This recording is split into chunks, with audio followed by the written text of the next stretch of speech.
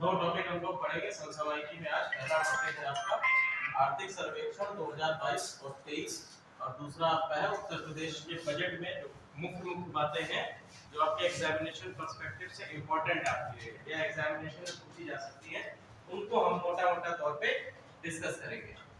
ठीक है, सबसे पहले उठा लेते हैं आर्थिक सर्वेक्षण या आपका जिसको कहते हैं हम लोग क्या कहते हैं भैया, इकोनॉमिक सर्वे। इकोनॉमिक सर्वे भैया इंपॉर्टेंट है। क्यों इंपॉर्टेंट है? क्योंकि इससे रिलेटेड आपके questions UPSC prelims as well as UPSC mains, ठीक है, यूपीएससी मेंस के जीएस पेपर 2 मेरा देख लीजिए, जीएस पेपर 3 में आपके इससे रिलेटेड क्वेश्चंस पूछे जाते हैं, बनते ही है। और लगभग जो आपके इसमें के क्वेश्चंस रहते हैं लगभग 125 मार्क्स मेंस में यहीं से आप गेन करते हैं। ठीक है, आर्थिक सर्वेक्षण पर आधारित क्वेश्चंस होते हैं। आर्थिक सर्वेक्षण से डायरेक्टली नहीं हो पाएंगे, लेकिन आर्थिक सर्वेक्षण से रिलेटेड, जैसे आर्थिक सर्वेक्षण में किसी पर्टिकुलर योजना को हमने पढ़ा, योजना को या फिर कोई आपकी डिफरेंट स्कीम्स आती, गवर्नमेंट स्कीम्स आती है, तो गवर्नमेंट स्कीम्स के बारे में आर्थिक सर्वेक्षण बताया जाता है कि इस स्कीम्स के अंतर्गत कितना बजट एलोकेट किया था, और बजट एलोकेट करने के साथ साथ इस योजना के अंतर्गत भारत ने कितना प्रतिशत वृद्धि प्राप्त की है, या वो जिस क्षेत्र की भी उस स्कीम है उस क्षेत्र में इस स्कीम का योगदान क्या है। तो वहां से आपको दो चीजें मिल जाती है। सबसे पहले हम शुरुआत करेंगे, पहले ये जान लेते हैं कि आर्थिक सर्वेक्षण होता क्या है। पहले तो ये पता होना चाहिए आर्थिक सर्वेक्षण होता क्या है।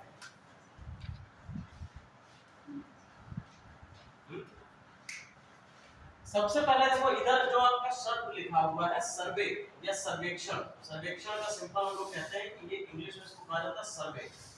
और सर्वे का अगर हम लोग अर्थ निकालें, शाब्दिक अर्थ निकालें, तो शाब्दिक अर्थ इसका होता है आंकड़ों का संकलन। क्या होता है? आंकड़ों का संकलन या कंपाइलेशन ऑफ डेटा।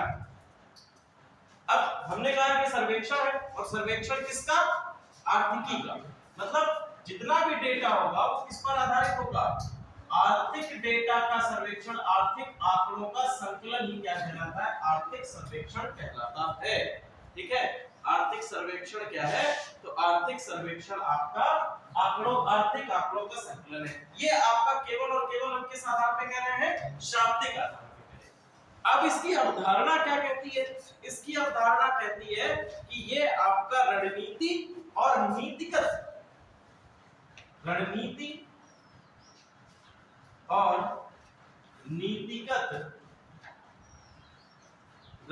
और नीतिगत विकल्पों का विश्लेषण है। विकल्पों का विश्लेषण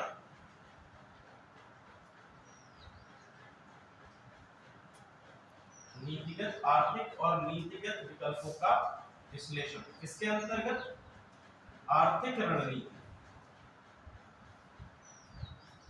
ठीक है, इसका आर्थिक रणनीति या आर्थिक नीतियों का विकल्पों का विश्लेषण है। आर्थिक, देखो भैया, अगर इसको सिंपल तरीके से हम समझे तो बेसिकली आर्थिक सर्वेक्षण क्या होता है कि विगत वर्ष का जो बजट है, विगत वर्ष का बजट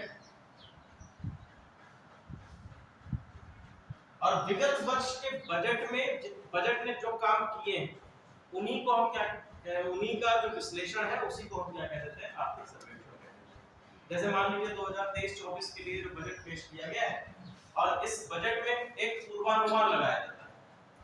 क्या लगाया जाता है?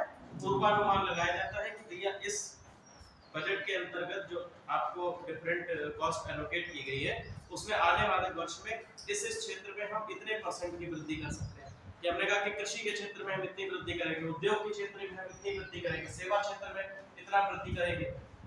ठीक है, फिर कृषि में भी बाइफर्केशंस हो जाते हैं। कृषि में भी हमने कह दिया कि हम डिफरेंट, जैसे खाद्यान्न उत्पादन में कह दिया, मिलेट्स के उत्पादन में कह दिया, दालों के उत्पादन में कह दिया, मत्स्य के उत्पादन में कह दिया। तो आपका मत्स्य क्षेत्र है, उसमें कह दिया, ठीक है, सेरिकल्चर आ जाता है। जितने भी आपके कृषि और उससे एलिड सेक्टर्स हैं उनमें अलग अलग सेक्टर्स का डेटा रहता है कि अलग अलग सेक्टर्स में कितना उत्पादन होगा। तो हमने एक पूर्वानुमान लगा दिया। अब जितना उत्पादन किया गया है उन सभी उत्पादनों का समन्वय रूप से विश्लेषण किया जाता है, वही आपका कहलाता है आर्थिक सर्वेक्षण। क्लियर है? बजट से एक दिन पहले ये पेश किया जाता है सदन में, समझ में आ रहा है? बजट से ये एक दिन पहले पेश किया जाता है सदन में और एक दिन के बाद आपका बजट पेश किया जाता है। ठीक है, अभी हमारी निर्मला ताई ने इसको पेश किया था, केंद्रीय वित्त एवं कॉर्पोरेट मंत्री है ये आप सभी को याद ही होगा, केंद्रीय वित्त एवं कॉर्पोरेट मिनिस्टर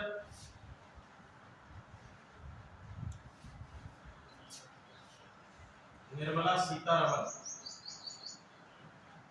जब भी ये पेश किया जाता है तो इसकी एक एक कॉपी जो है सबको दे दी जाती है, सदन में बांट दिया जाता है और फिर जो वित्त मंत्री हैं उस पर आकर अपनी स्पीच देते हैं और डिफरेंट एस्पेक्ट्स को बताते हैं कि भैया इस बजट में इतना है। इसको बनाने का कार्य किया है, इस आर्थिक सर्वेक्षण को बनाने का कार्य किया है हमारे जो वित्त मंत्रालय के मुख्य सलाहकार हैं या आपके मुख्य आर्थिक सलाहकार का नाम लिख लीजिए, अनंत नागेश्वरन। अनंत नागेश्वरन ये क्या है? मुख्य आर्थिक सलाहकार।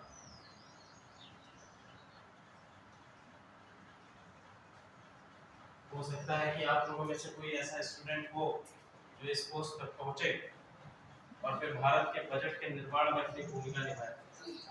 उसका नाम फिर हम लोग यहाँ बोर्ड पे पढ़ेंगे। यहाँ पर जो है ये व्यक्ति क्लियर है। तो इन्होंने भैया क्योंकि मंत्री हो क्या बात, कुछ नहीं। आज मान लीजिए कि निर्मला ताई को पढ़ी लिखी है, थोड़ा बहुत आता भी है। इससे पहले जो मनमोहन सिंह थे एक समय पे हमारे देश के प्रधानमंत्री भी रहे और एक समय पे वित्त मंत्री भी रहे, तो उनका तो इकोनॉमिक्स में ज्ञान बहुत है, वो तो ऐसी योजनाओं को बजट को स्वयं बना सकते हैं। लेकिन मान लीजिए कि किसी और मिनिस्टर को जैसे लालू प्रसाद यादव जी कभी भारत के वित्त मंत्री बन गए तो ठीक है, तो वो तो चारे पे सारा जो है बजट लगा देंगे। तो ऐसे स्थिति में जो काम आते हैं वो होते हैं सिविल सर्वेंट्स। ठीक है, जो हमारे डिप्लोमेटिक्स होते हैं सिविल सर्वेंट है, वही काम आते हैं। तो मुख्य आर्थिक सलाहकार की देखरेख में इसको बनाया गया है आर्थिक सर्वेक्षण को। साथ ही साथ अब आप इसमें लिख लीजिएगा पहला आर्थिक सर्वेक्षण कब पेश किया गया था? 1951।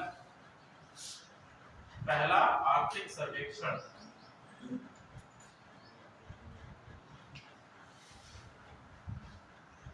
1950-51 में इसको पेश किया गया था। और ध्यान रखिएगा कि 1964 तक आर्थिक सर्वेक्षण बजट के साथ में ही पेश होता रहा। 1964 में इसे बजट से अलग कर दिया गया। इसे क्या कर दिया गया? बजट से अलग कर दिया गया और तब से यह बजट से अलग ही पेश होता है। 1964 में इसे पहली बार बजट से अलग पेश किया गया था और तब से यह बजट से अलग ही पेश होता है। ठीक है, इसके बाद लिख लीजिएगा इस वर्ष की आर्थिक सर्वेक्षण की थीम क्या है। ठीक है, इस वर्ष की आर्थिक सर्वेक्षण की थीम क्या है? थीम में लिखिए मध्यावधि स्थिति, मध्यावधि स्थिति, आशावादी तथा विश्वसनीय, आशावादी तथा विश्वसनीय। गवर्नमेंट ने कहा कि देखो भैया हमारी सरकार 2014 से शासन में है और अब हम जो है अपने शासन के मध्यावधि में पहुंच गए हैं 10 वर्षों के बाद। मतलब उनका मानना है कि 10 वर्ष अभी रहेंगे सत्ता में। ठीक है, तो इसी कारण आप इसका थीम से समझ सकते हैं कि मध्यावधि स्थिति, आशावादी तथा विश्वसनीय, ये इस वर्ष की थीम है हमारे आर्थिक सर्वेक्षण। ध्यान रखिएगा, इंपॉर्टेंट है, थीम आपसे डायरेक्टली पूछी जा सकती है कि आर्थिक सर्वेक्षण की थीम कौन सी है। यूपीएससी में तो नहीं पूछेगा लेकिन अदर वनडे एग्जामिनेशंस में आपसे ये पूछा जा सकता है। ठीक है, अब हम बात करें कि आर्थिक सर्वेक्षण, हर साल का आर्थिक सर्वेक्षण 2 भागों में बटा होता है। ठीक है, एक आपका होता है विवरणात्मक,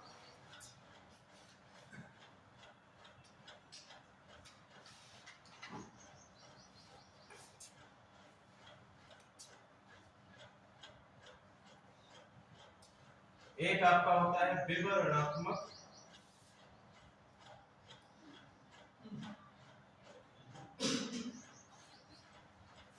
और दूसरा आपका होता है सांख्यिकी विश्लेषण।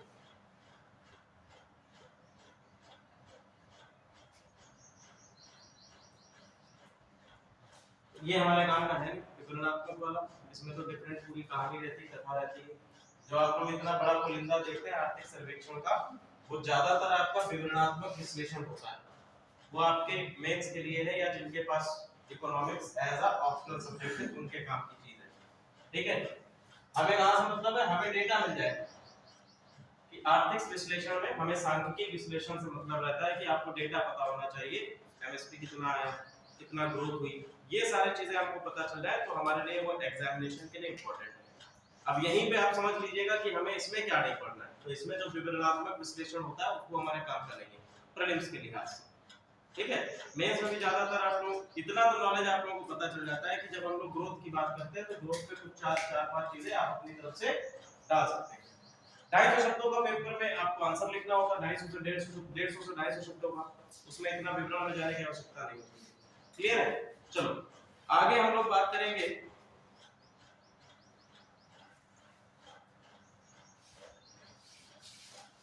अब इसके अंतर्गत जब हम लोग मध्यावधि स्थिति, आशावादी, इसमें क्या क्या चीजें कही गई, तो 2014 से 22 तक के लिए जो कि सरकार के उपलब्धियां रही हैं उसी पर आधारित ये आपकी थीम है।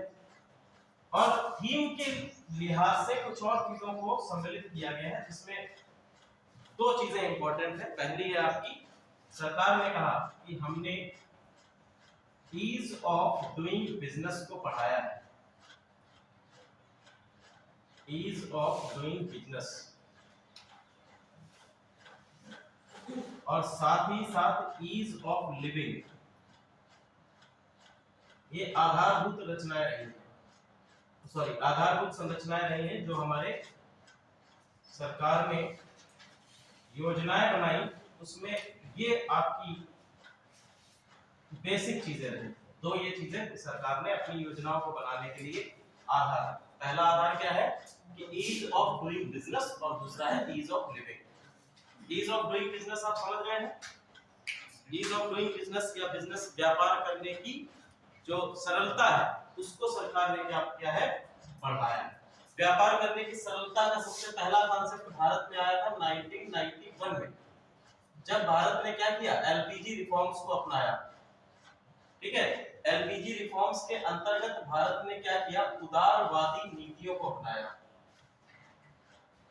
बिजनेस में उदारवादी नीतियों को अपनाया। देखो भारत जब आजाद हुआ तो भारत के पास इतने संसाधन नहीं थे कि वो अपने आप को इतनी जल्दी इतनी रैपिडली इकोनॉमिकली ग्रोथ कर सके। साथ ही साथ अब जैसे कुछ आपके इकोनॉमिस्ट हैं जो ऐसा कहते हैं कि भारत को शुरुआत से ही उदारवादी नीतियों को एक्वायर कर लेना चाहिए। या मैं आप लोगों से इस बात के बारे में क्वेश्चन करता हूं कि यदि भारत आजादी के समय अपनी इकोनॉमिक पॉलिसी में उदारवादी नीतियों को अपना लेता तो उसका प्रभाव भारत पे क्या पड़ता? नेगेटिव ज्यादा। क्यों? अगर हम लोग उदारवादी नीतियों को अपनाएंगे तो जाहिर सी बात है भारत में एफडीआई आएगा, इन्वेस्टमेंट आएगा, इन्वेस्टमेंट आएगा तो प्रोडक्शन बढ़ेगा तो ग्रोथ बढ़ेगी, तो नेगेटिव कैसे चला जाएगा? जी सर, जो यहाँ के लिए उस समय बहुत सारी ऐसी चीजें थी, आप बिजनेस वगैरह जो ग्रो कर रहे हैं वो नहीं ग्रो कर पाते स्टार्टिंग इनिशियल स्टेज पे ही के तो।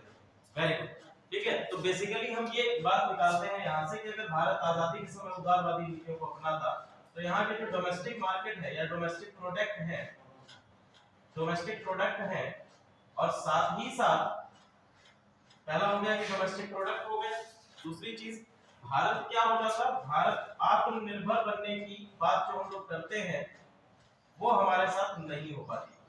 तो ये सबसे बड़ा ड्रॉबैक हो जाता है कि अगर भारत जो है आजादी के समय उदारवादी नीतियों को अपना लेता। तो इसलिए भारत 1990 के दशक तक केवल और केवल एक काम करता आया कि एफडीआई कुछ ना कुछ तो रहा है, लेकिन फिर भी हमने उदारवादी नीतियों को नहीं अपनाया। तो यहाँ पर क्या था, यहाँ पर जो ईज ऑफ डूइंग बिजनेस था वो डाउन था, यहाँ कह सकते हैं निगेटिव स्टेट में था। अगर भारत में किसी को व्यापार करना होता था तो तरह तरह की उसको रजिस्ट्रेशन कराने होते थे, या गवर्नमेंट पॉलिसीज इस प्रकार की थी कि उसको बिजनेस करने में काफी प्रॉब्लमेटिक सिचुएशंस से गुजरना पड़ता था। या हम कह सकते हैं कि जो उनका प्रोसेस था काफी लेंथी प्रोसेस था कि आपको बिजनेस अगर भारत में करना है। अब जैसे 1991 में अवधारणा ला दी गई इन उदारवादी नीतियों को, इसके अंतर्गत जितनी भी आपकी प्रोसेस थी, प्रोसेस को शॉर्ट किया गया, रजिस्ट्रेशन पॉलिसीज को कम किया गया, जो आपकी टोकन मनी है उसको कम किया गया, साथ ही साथ जो आपके टैरिफ हैं टैरिफ को घटा दिया गया, जिससे भारत में आयात बढ़ने लगा। क्लियर है, एफडीआई में बढ़ोतरी हुई। अब ईज ऑफ डूइंग बिजनेस के अंतर्गत यही चीजें यहां पर भी देखने को मिली कि इन्होंने क्या किया, सिंगल विंडो सिस्टम कर दिया। अगर आपको भारत में व्यापार करना है तो आप लोग अभी भी बैंक्स पे जाते होंगे, तो बैंक्स में अब नई अवधारणा आ गई, आपने लिखा देखा होगा सिंगल विंडो सिस्टम या सिंगल विंडो। पहले क्या था कि आप चेक लेके जाते थे, तो एक आप मान लीजिए आपको पैसा निकालना है चेक के माध्यम से, तो आप चेक लेके जाते थे, पहले आप जमा करते थे, फिर जमा करने के बाद काउंटर पे उसको काउंटर साइन होता था, काउंटर साइन होने के बाद वो मैनेजर के पास जाता था, मैनेजर उसको फिर प्रोसीड करते थे, उसके बाद आपको कैश मिलता था।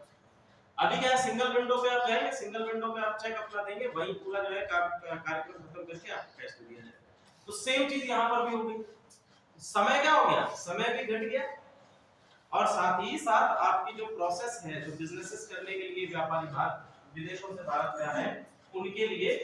दूसरी चीज क्या है कि गवर्नमेंट ने अपनी पॉलिसीज को ट्रांसपेरेंट और बिजनेस के लिए सरल बना दिया। पॉलिसी क्या करती है, सरल बना दी, ये भी आपका एक प्रभाव पड़ता है ईज ऑफ डूइंग बिजनेस के अंतर्गत ही है।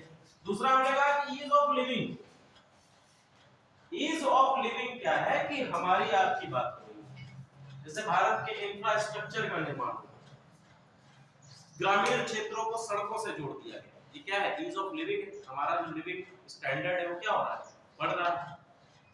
जगह जगह पर स्वास्थ्य सुविधाओं को उपलब्ध कराया गया, जिससे शिशु मृत्यु दर, ठीक है, साथ ही साथ आपके जो नवजात शिशु मृत्यु दर अभी तो लोग पढ़ेंगे इसमें, उनमें कमी आई है। स्वास्थ्य सुविधाओं को उपलब्ध कराया गया, शिक्षण संस्थानों को खुलवाया गया। तो ये सभी किसके अंतर्गत है, ईज ऑफ लिविंग के अंतर्गत, कि जीवन किस प्रकार का है। अब इसमें तथ्य कौन कौन से हैं, इसमें कहा कि भैया इसमें 4 एस्पेक्ट हैं। कौन कौन से एस्पेक्ट हैं देखिएगा। पहला उन्होंने कहा कि हमने क्या किया है, सार्वजनिक वस्तुओं का निर्माण किया है। दूसरा हमने क्या किया है, दूसरा विश्वास आधारित शासन रहा है।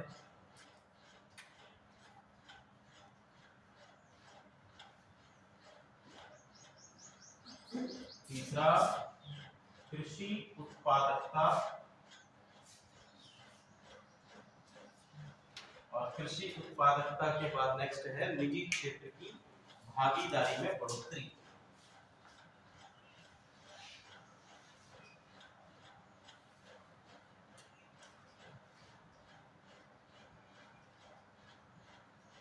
तो ये 4 ऐसे एस्पेक्ट हैं जिनसे इन 2 चीजों को ग्रोथ मिली।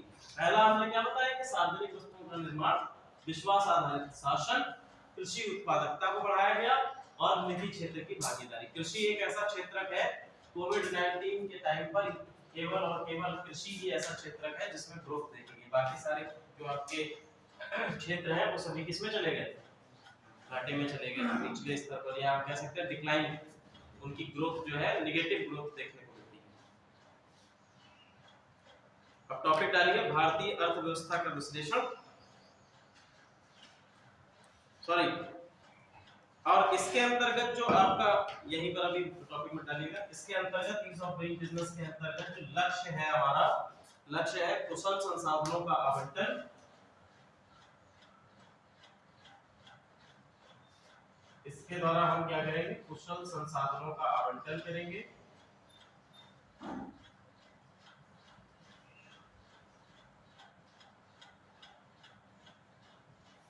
और कुशल संसाधनों के आवंटन के माध्यम से हम अपने लक्ष्य की प्राप्ति करेंगे। और लक्ष्य है अर्थव्यवस्था तथा देश की उत्पादक क्षमता को बढ़ाना। अर्थव्यवस्था तथा देश की उत्पादक क्षमता को बढ़ाना। देखो भारत का लक्ष्य है कि भारत 2025 मतलब 2025 तक 5 ट्रिलियन की इकोनॉमी बने। वर्तमान समय भारत की इकोनॉमी कितने ट्रिलियन की?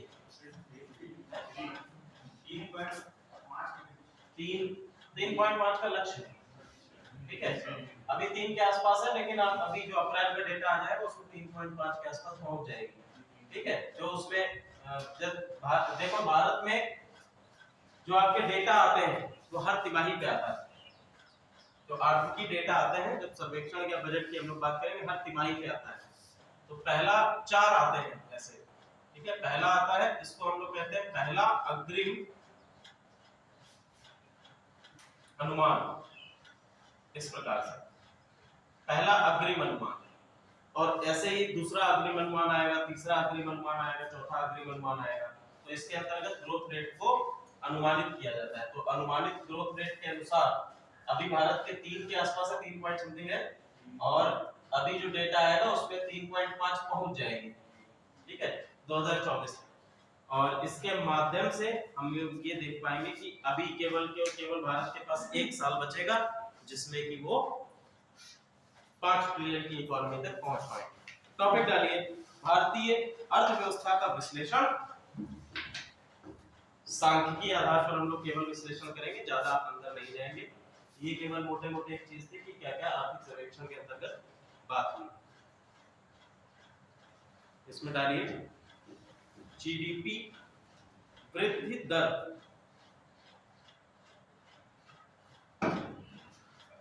जीडीपी वृद्धि दर स्थिर मूल्यों पर, ब्रैकेट में लिख लीजिएगा, स्थिर मूल्यों पर।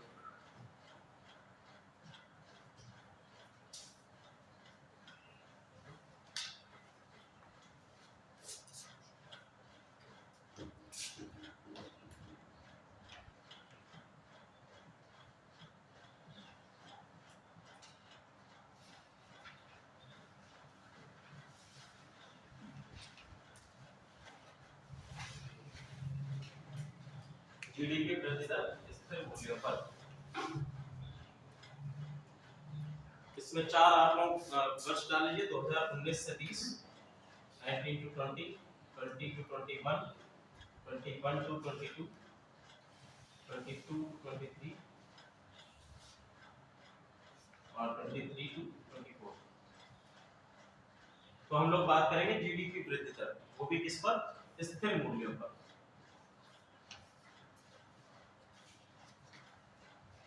पहले में डाल लीजिए 3.7%, 3.7% 2020 और 21 में कोविड-19 आया, जिसके कारण जो है हमारी जीडीपी वृद्धि दर माइनस में चली गई। तो -6.6% कोविड-19 के दौरान है। 21-22 में 8.7% 8.7% है। 2022-23 में 7.0% है। और इसके बाद नेक्स्ट है 6.02 6.8%। ये पूर्वानुमान है, ध्यान रखिएगा। एक्चुअल ये नहीं है growth rate. Actual growth rate 1 साल बाद हमें पता चलेगी, नेक्स्ट ईयर। पूर्वानुमान है। तो क्वेश्चन भी इसी तरह से आपसे पूछा जाएगा कि आर्थिक सर्वेक्षण के अनुसार वर्ष 2023-24 के लिए कितना % जो है आपका ग्रोथ रेट अनुमानित किया गया है। और जितना भी आपका हर क्वार्टर आएगा, हमने आपको बताया था अभी कि आपका पहला अग्रिम अनुमान आएगा, दूसरा अग्रिम अनुमान आएगा। तो जनवरी से मार्च तक का अभी डेटा जो है अप्रैल में आने वाला है, तब आपका दूसरा आ जाएगा कि अब कितना हमारी ग्रोथ रेट चल रही है। अब देखो यहाँ पर आप देख पा रहे हैं, ये तो आपका कोविड के कारण है। यहाँ पर हमारी ग्रोथ हुई है और फिर से हमने डिक्लाइन देखा। इसका क्या कारण हो सकता है कि 22-23 में हमारी जीडीपी ग्रोथ रेट का डिक्लाइन हुआ। यहाँ पर डिक्लाइन देख रहे हैं ना आप डेटा के आधार पर। तो ये डिक्लाइन क्यों है? Very good. इसका कारण है रशिया यूक्रेन वॉर, जिसका वैश्विक पटल पर काफी अधिक प्रभाव पड़ा है। सभी देशों का जो आपका जीडीपी है, या हम कह सकते हैं कि अभी उद्योग क्षेत्र में हम लोग पहुंचेंगे तो उद्योग क्षेत्र में भारत में भी कमी आई है और अन्य देशों में भी कमी आई है। ये तो आपका जीडीपी वृद्धि दर है और ये निर्भर करेगी वैश्विक आर्थिक एवं राजनीतिक घटनाक्रम पर। वैश्विक आर्थिक एवं राजनीतिक घटनाक्रम पर।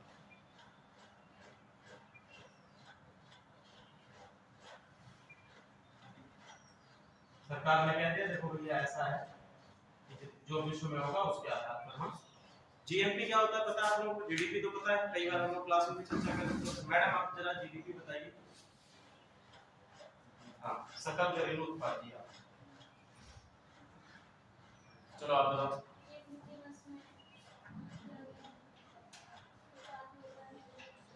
एक वित्तीय वर्ष में किया गया उत्पाद। डर जाती हो क्या? नहीं बता क्यों नहीं पाती हो? ये तो पढ़ा होगा। जीएनपी क्या होता है? ग्रॉस नेशनल प्रोडक्ट, सकल नहीं घरेलू में सकल राष्ट्रीय उत्पाद। सर आप बताइए। सकल राष्ट्रीय उत्पाद क्या होता है? नहीं पता है? आप सर बताइए। हेलो, सकल राष्ट्रीय उत्पाद, सकल घरेलू उत्पाद नहीं पता है? आप बताइए। सकल राष्ट्रीय उत्पाद बताइए, सकल घरेलू उत्पाद। आप मैम नहीं पता है? आप नहीं पता है? आप घरेलू उत्पाद, सकल घरेलू उत्पाद कितने लोगों को पता है? केवल 3 लोग उठाओ ना, पता तो होगा ही। बाकी लोगों को सकल घरेलू उत्पाद क्या होता है पता नहीं है? आपको पता है? सकल घरेलू उत्पाद या ग्रॉस डोमेस्टिक प्रोडक्ट। अरे भैया जीडीपी की कई बार हम लोग अभी चर्चा करेंगे, अभी बजट में वो सॉरी इस पे आर्थिक सर्वेक्षण में बजट आएगा, उसमें बात करेंगे एसजीडीपी की, स्टेट जीडीपी होती है तो उसमें चर्चा करेंगे। जब जीडीपी नहीं पता है, कई बार हम क्लास में बता चुके हैं, हमारा उत्साह आप लोग घटा देते हैं क्योंकि ऐसे टर्मिनोलॉजी नहीं आती है तो बहुत दुख होता है। आपको तो पता है, बाकी जो है इधर बैठे हुए हैं ये कुछ लोग हठी हैं, हट है इनके अंदर, नहीं बताएंगे हम बिल्कुल भी। ऐसा है क्या? ऐसा है, इतना तो ज्ञान है।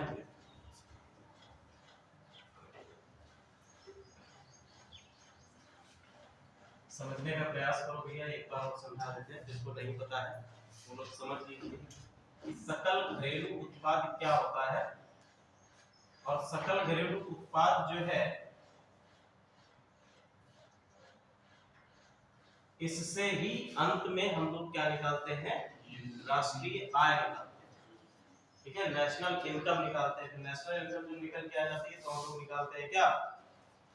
प्रति व्यक्ति आय, पर कैपिटा इनकम निकाल लेते हैं। वो तो बहुत आसान फॉर्मूला है उसका। ठीक है, तो भैया हमने कहा कि सकल घरेलू उत्पाद क्या है, तो सकल घरेलू उत्पाद के लिए 2-3 टर्म है, वो याद रखिएगा कि एक वित्तीय वर्ष,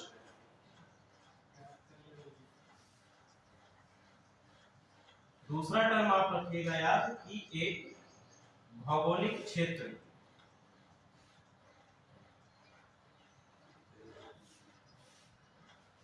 ठीक, और तीसरा टर्म याद रखिएगा उत्पाद, उत्पादन। कितना याद हो गया? 3 टर्म याद हो गए। इन 3 टर्म से ही आपका सकल घरेलू उत्पाद बनता है, समझिएगा। एक वित्तीय वर्ष में किसी भौगोलिक क्षेत्र में किए गए कुल उत्पादन के मूल्य का योग भी क्या कहलाता है? सकल घरेलू उत्पाद कहलाता है। ठीक है, जैसे मान लीजिए कि ये आपका क्या है? एक भौगोलिक क्षेत्र है, ये हमारा है प्यारा भारत और ये भौगोलिक क्षेत्र है। अब इकोनॉमी में आपने पढ़ा होगा, अर्थव्यवस्था में पढ़ा होगा, अर्थव्यवस्था के क्षेत्र, थोड़ा सा अंदर जा रहे हैं, समझने का प्रयास करिएगा और पकड़ के रखिएगा थोड़ा सा। ठीक है, अर्थव्यवस्था के क्षेत्र का आपने पढ़े होंगे। कितने क्षेत्र होते हैं? चलो 3 ठीक है, अभी और अंदर नहीं जाएंगे, 3 ही होते हैं। ठीक है, एक जैसे एक नया क्षेत्र बनाया गया, चौथा से क्षेत्र का आपने बनाया रिसर्च एंड डेवलपमेंट का, R&D 5 हो जाएंगे। ठीक है, तो हमने कहा कि अर्थव्यवस्था के 3 बेसिक क्षेत्रक होते हैं। मूल क्षेत्रक हमने बात कर दी कि अर्थव्यवस्था के मूल क्षेत्रक आपके हो गए। ठीक है, तो मूल क्षेत्रक में पहला हमने क्षेत्रक क्या किया गया, प्राथमिक क्षेत्रक। प्राथमिक या प्राइमरी एक्टिविटीज जिसको हम कहते हैं, जिसमें हमारा कृषि और कृषि से संबंधित या एग्रीकल्चर एंड एलिड सेक्टर्स इसमें आ जाते हैं। कृषि और कृषि से संबंधित अलग-अलग जो आपके सेक्टर्स होते हैं वो आपके प्राथमिक क्षेत्रक में आ जाते हैं। प्राथमिक कितनी देर आप पढ़ाएंगे? अभी सर हम पढ़ाएंगे करीब 1 घंटा पढ़ाएंगे। ठीक है, वो वाला क्लास खाली हो गया है जी, तो अगर आप जाना चाहें तो जा सकते हैं, यहाँ आप पढ़ाना चाहें तो नहीं अभी डिस्टर्ब हो जाएगा ना, पूरा क्लास यहाँ से उठा के ले जाना। प्राथमिक क्षेत्र हो गया। प्राथमिक क्षेत्र के अंतर्गत हम किसको रखते हैं, कृषि और कृषि से संबंधित जितने भी आपके क्षेत्र के। दूसरा आपका क्षेत्र, ये बालक नया आया है जी आपकी क्लास में, इसको बता दीजिएगा कि थोड़ा शेड्यूल वगैरह आप बच्चों से पूछ लेना, ठीक है प्रिंसिपल साहब। दूसरा आपका क्षेत्र है उद्योग, या जिसको हम लोग कहते हैं द्वितीय क्षेत्र, और तीसरा आपका इधर आ जाएगा तृतीय। इतना आप लोग याद रखिए। अभी हम लोग जब आगे पढ़ेंगे तो चतुर्थ भी आएगा, पंचम भी आएगा, 5 क्षेत्र आपके टोटल होते हैं। ठीक है, लेकिन बेसिक स्तर पर आपको 3 पता होने चाहिए। तो 3 में दूसरा है द्वितीय, इसमें हम रखते हैं उद्योगों को, इंडस्ट्रीज को,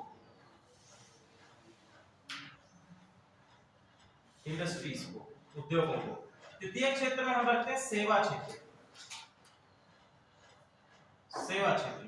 और सेवा क्षेत्र के अंतर्गत क्या आएगा भैया, सेवा क्षेत्र में कौन कौन से आपके कार्य हो जाएंगे। जैसे आपका ट्रांसपोर्ट, अभी हम समझाते हैं कि कैसे क्या होता है सेवा क्षेत्र में। अब यहाँ पर देखो कि प्राथमिक क्षेत्र में हमने रखा कृषि को, तो प्राथमिक क्षेत्र में क्या होगा, कृषि और एलिड सेक्टर्स के द्वारा उत्पादन किया जाएगा कच्चा माल।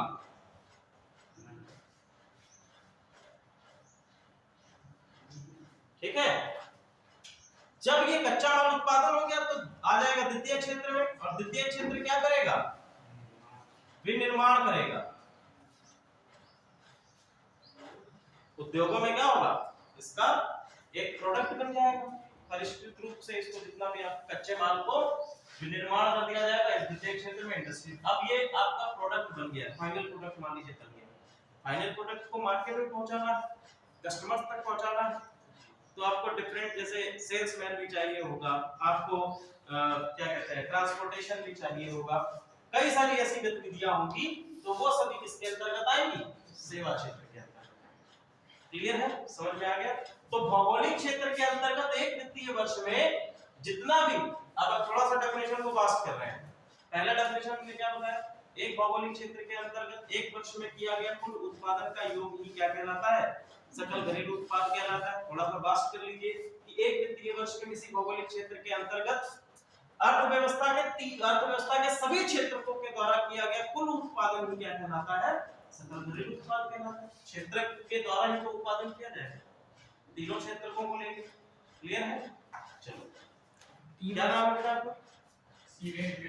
हां शिवेंद्र कैदी कृष्ण। अच्छा तो ठीक है, तो कृष्ण तो कैदी थे, जेल में तो पैदा हुए थे, मतलब उनके माता पिता जेल पे लोग है। भैया क्या कर रहे हो, क्या पढ़ाई कर रहे हो, सीए की तैयारी कर रहे हो, क्या कर सिविल सर्विसेज की नहीं कर रहे हो, चलो कोई बात नहीं, इकोनॉमिक्स ही पढ़ा रहे हैं, सीए में पूछा जाता है। आप प्रिंसिपल साहब के बच्चे हो,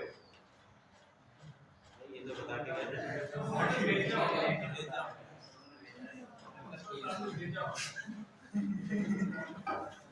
यही को प्रिंसिपल साहब तो जवाब है, टाइम तो बना दे। चलो वित्तीय वर्ष, हां वित्तीय वर्ष, हां इसका मतलब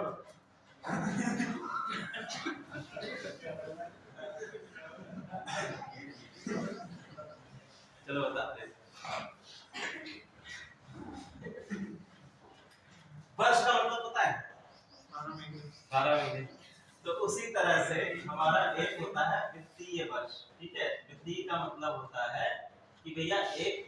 मंथ्स हमने डिसाइड कर लिए कि भैया ये हमारा एक मंथ रहेगा जिसके अंतर्गत जितने भी बजट जैसे लाया गया, तो बजट के अंतर्गत हमने कह दिया कि ये आपका एक वर्ष रहेगा। इसमें वित्तीय वर्ष हमने कह दिया कि आपका अप्रैल से लेकर मार्च तक के लिए एक वित्तीय वर्ष भारतीय अर्थव्यवस्था के अंतर्गत माना जाता है कि हमारा अप्रैल से मार्च में एक वित्तीय वर्ष, एक फाइनेंशियल ईयर।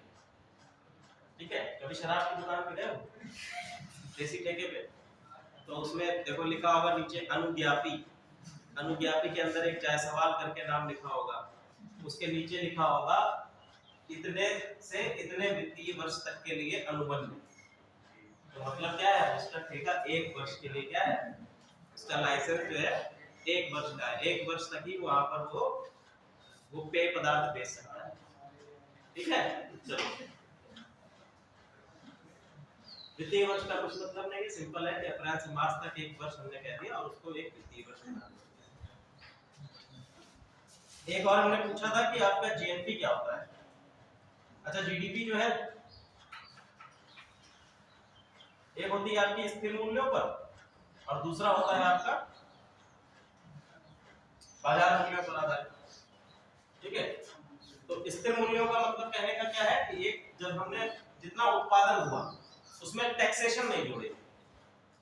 ठीक है, उसमें टैक्सेशन को अगर हम लोग रिड्यूस कर दें तो हम लोग कहेंगे कि वो आपका स्थिर मूल्यों पर आधारित है। और अगर हम उसमें टैक्सेशन को भी ऐड कर देंगे, जैसे आपका जीडीपी जो स्थिर मूल्य पर है, जीडीपी एट कांस्टेंट प्राइस, ऐसे नीचे करके लिखा होगा, ऐसे करके जीडीपी एट कांस्टेंट प्राइस, और इसमें ऐड कर दिया गया टैक्सेशन, तो ये आपका बन जाएगा जीडीपी एट मार्केट प्राइस, बाजार मूल्य पर जीडीपी। और इसी तरह से लिखा भी मिलेगा आपको जीडीपी और नीचे लिखा होगा एमपी, मतलब ये मार्केट प्राइस। सब्सिडीज को घटा दीजिए, टैक्सेशन माइनस सब्सिडीज कर दीजिए। ठीक है, या इसमें एक और चीज जुड़ गई अभी वर्तमान समय में, प्रोडक्शन इंसेंटिव्स। एक नई अवधारणा आई है, प्रोडक्शन इंसेंटिव। प्रोडक्शन इंसेंटिव क्या है? इंसेंटिव का मतलब पता है? इंसेंटिव, कोई प्राइवेट जॉब कर चुका है? इंसेंटिव का मतलब पता है? प्राइवेट जॉब कितने लोग कर चुके हैं? एक लोग कर चुके हैं। इंसेंटिव का मतलब बताओ। इंसेंटिव का तो काम के लिए अलग से बोनस मिलता है। Very good. ठीक है, तो इंसेंटिव क्या होता है? जब आप अच्छा कार्य करते हैं, जब आप बढ़िया कार्य करते हैं, तो कंपनी आपको आपकी सैलरी से अलग कुछ जो है पैसा प्रदान कर देती है, उसको हम कहते हैं इंसेंटिव। तो अभी जो है प्रधानमंत्री मोदी जी या भारत सरकार के द्वारा एक योजना लाई गई जिसमें एक प्रोडक्शन लिंक्ड इंसेंटिव किया गया, पीएलआई इसको कहा गया। ठीक है, पीएलआई इसको कहा गया, production linked incentive. Production linked incentive क्या है कि जितना अधिक उत्पादन होगा, मान लीजिए उत्पादन के लिए कहा गया कि आप 100 यूनिट उत्पादन कीजिए। ठीक है, 100 यूनिट का उत्पादन करिए, और कंपनी ने 100 यूनिट की जगह उत्पादन किया है 10 यूनिट, 110 यूनिट, तो उन्होंने क्या किया, प्रोडक्शन अधिक किया है, तो ये एक्स्ट्रा 10 यूनिट का जो उत्पादन हुआ है इसके लिए उनको क्या दिया जाएगा, इंसेंटिव दिया जाएगा गवर्नमेंट के द्वारा।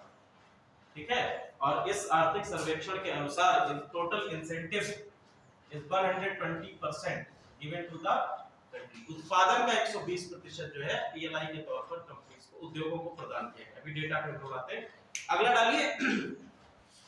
जीडीपी हम लोगों ने देख लिया। जीडीपी के बाद अब नेक्स्ट डेटा हम लोग देखते हैं कृषि एवं संबंधित क्षेत्र।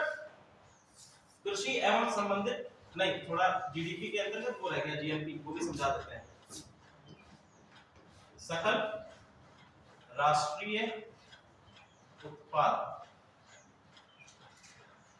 ठीक है, सकल राष्ट्रीय उत्पाद समझो क्या होता है। जीडीपी तो समझ में आ गया कि नहीं समझ में आया? कोई ऐसा अभी तक जीडीपी नहीं समझ पाया, क्योंकि अगला, इससे अगला जो है कठिन थोड़ा है, इससे समझने का प्रयास करिएगा। ये दो कंट्रीज हैं, एक है इंडिया और एक है यूएसए। एक है इंडिया, एक है यूएसए। क्लियर है? अब ये हम जानते ही हैं कि भारतीय अर्थव्यवस्था में यूएसए या फिर यहाँ की इस कंट्री की कई सारी कंपनीज, कई सारे लोग भारत में आते हैं, भारत में एस्टेब्लिश करते हैं, भारत में उत्पादन भी करते हैं। क्लियर है? और ये भी हमको पता है कि भारत की बहुत सारी कंपनीज है, भारत के बहुत सारे लोग हैं जो यूएसए में जाकर वहां पर उत्पादन करते हैं। तो जब हम जीडीपी की बात करेंगे तो यूएसए की जितनी भी कंपनियां भारत में आई हैं और उत्पादन कर रही हैं, हम सबको क्या करते हैं? ऐड कर लेते हैं, जोड़ लेते हैं। इनके उत्पादन को हम भारत के उत्पादन में जोड़ रहे हैं। क्यों? क्योंकि इनका उत्पादन कहां हो रहा है? भारत के भौगोलिक क्षेत्र के अंतर्गत होता है। भारत के भौगोलिक क्षेत्र में, जैसा कि सकल घरेलू उत्पाद की डेफिनेशन कहती है कि भौगोलिक क्षेत्र में उत्पादन कर रहे हो तो गिना जाएगा। क्लियर है? तो कोई भी आपकी foreign country, not just USA, कोई भी आपकी फॉरेन कंट्री जो भारत में आकर उत्पादन करेगी, उस फॉरेन कंट्री के द्वारा किया गया उत्पादन हम भारत के सकल घरेलू उत्पाद में ऐड करते हैं। और उसी तरह से भारत की कोई कंपनी है जो कि यूएसए में उत्पादन कर रही है, किसी भी आपकी फॉरेन कंट्री में उत्पादन कर रही है, तो वो फॉरेन कंट्री उस उत्पादन को अपनी जीडीपी में सम्मिलित करेगा। क्लियर है? जब हम निकालते हैं ग्रॉस नेशन प्रोडक्ट, तो वही उसी चीज को हम क्या कर देते हैं? माइनस कर देते हैं। अब इसको समझिए, इसको हम लोग कहते हैं net factor income from abroad. इसको कहते हैं net factor income from abroad.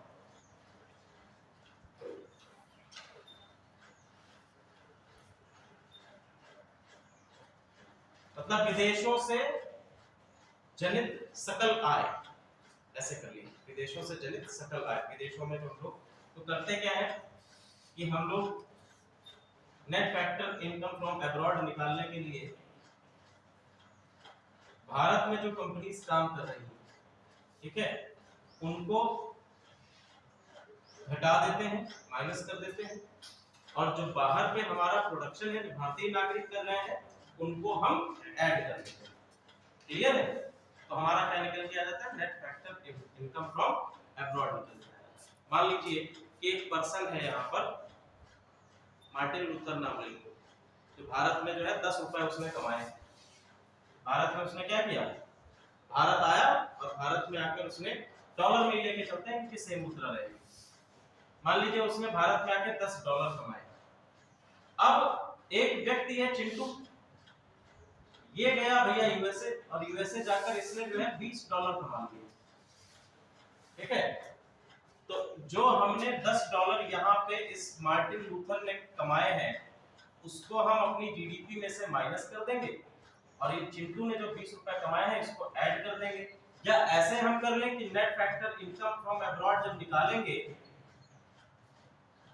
तो 20 minus 10 is equal to 10 dollar का हमें क्या मिल जाएगा?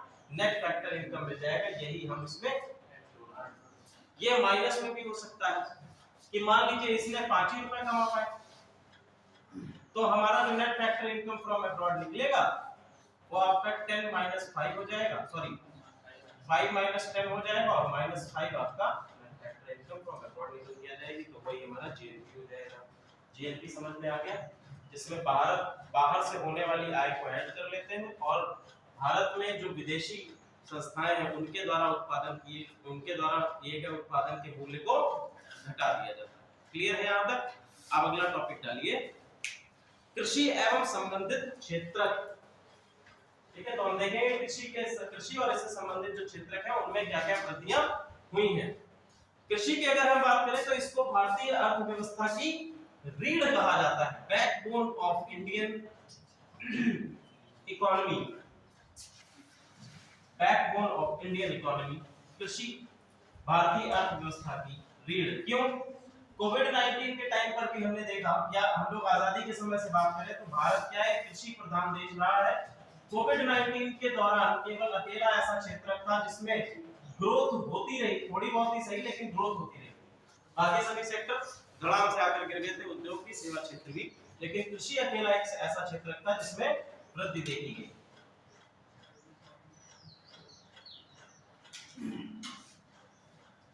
फिर से जो है आप फाइनेंशियल ईयर डाल लीजिए कुछ 2019-20 से लेकर 2023-24 तक।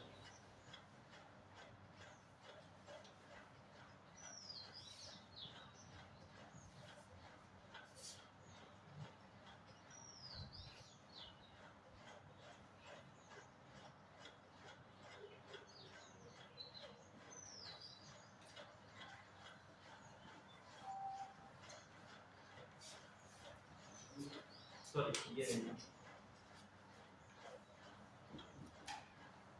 2019 से 20 तक 5.5% की वृद्धि है। 2020-21 में 3.3% और 2022-23 में इसमें 3.5% की वृद्धि दर देखी गई है। 3.5% ये याद रखिएगा, एक साल पहले भी याद रखिएगा। 2022-23 में कृषि और इससे जुड़े जो सेक्टर्स हैं उनमें 3.5% की मूल वृद्धि हुई है। इसमें लिख दीजिएगा कि ये आपका डेटा मूलभूत कीमतों पर है, मूलभूत कीमतों पर।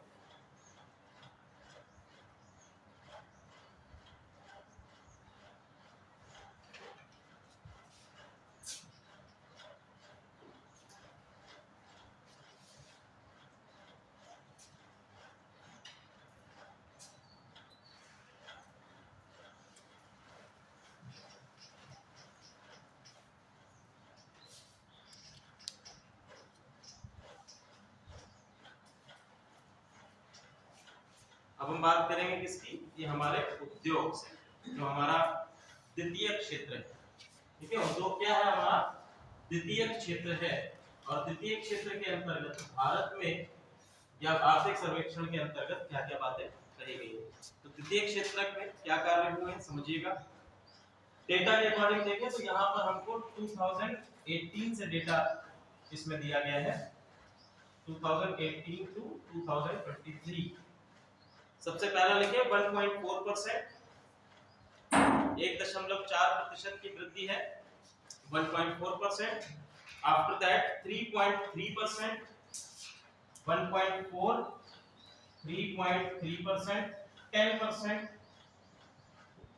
2020-21 के फाइनेंशियल ईयर में सर्वाधिक वृद्धि है, पिछले 5 वर्षों में 10% की वृद्धि है। इसके बाद ये 10% की वृद्धि जो है ये आपकी है 10.3%।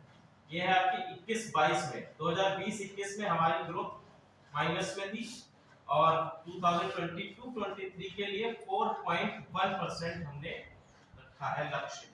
ये अनुमानित है, ठीक है।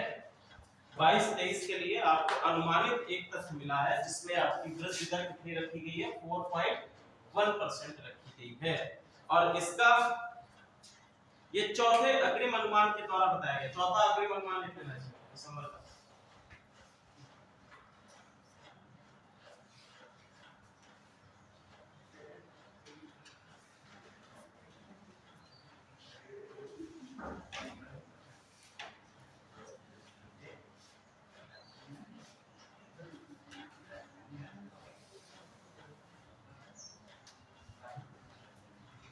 इसका भी कम होना जो है, इसमें लिख लीजिएगा चौथा अग्रिम अनुमान, चौथा अग्रिम अनुमान।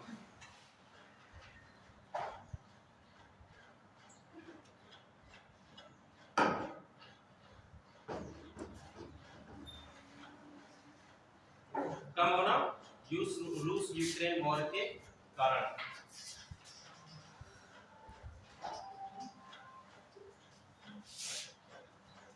फिर आ जाएंगे सेवा क्षेत्र।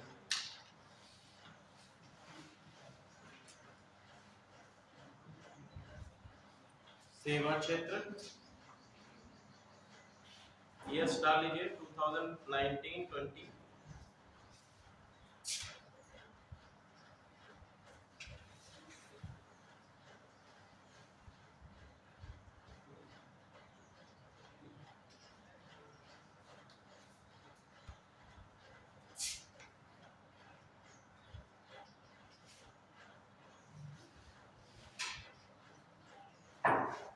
दो 2019-20 में 6.3% negative growth was sought at the time of COVID-19.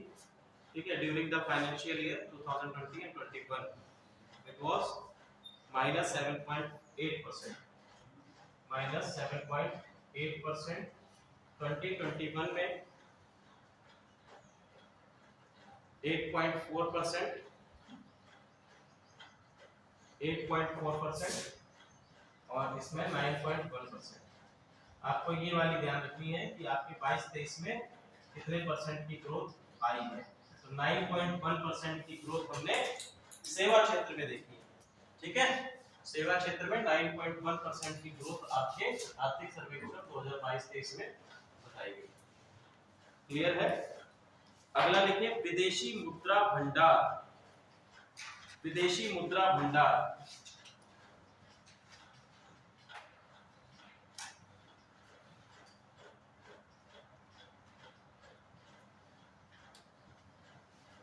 विदेशी मुद्रा भंडार के मामले में बात करें तो वैश्विक स्तर पर भारत की रैंकिंग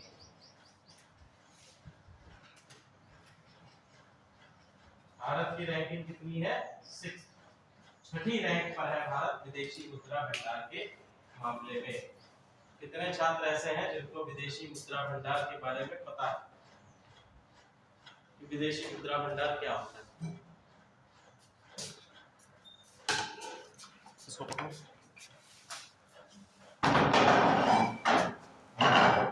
सही है, लिया सही कर दो। बताओ भाई, विदेशी मुद्रा सीधा कर दो, जाओ चिपक गए हो क्या फिर तो?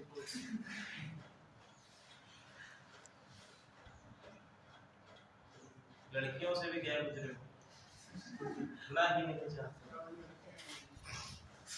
हंस भी रहे हो सर। हम तो सोच रहे वो और दिन बिगड़ जाए। चलो सही है। चलो बताओ भैया कि विदेशी मुद्रा भंडार की परिकल्पना को कितने व्यक्ति जानते हैं? बहुत आसान है। आप लोगों को नहीं पता है कि विदेशी मुद्रा भंडार क्या होता है? फॉरेन करेंसी रिजर्व या फॉरेक्स बोलते हैं, फॉरेन रिजर्व बोलते हैं, राइट। अरे इसका नाम जैसा कि इसका नाम है वैसा ही है ये। इसमें हमने कहा कि फॉरेन करेंसी रिजर्व है, विदेशी मुद्रा का भंडार है, मतलब भारत में कितनी विदेशी मुद्रा है।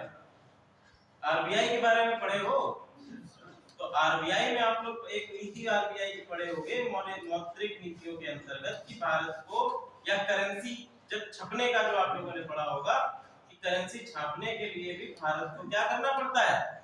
कुछ रिजर्व रखना होता है, और रिजर्व जो है गोल्ड के रूप में भी रखा जा सकता है और फॉरेक्स के रूप में रखा जा सकता है, ठीक है। उसका रेशियो अलग अलग है कि आप किस रेशियो में क्या रखेंगे।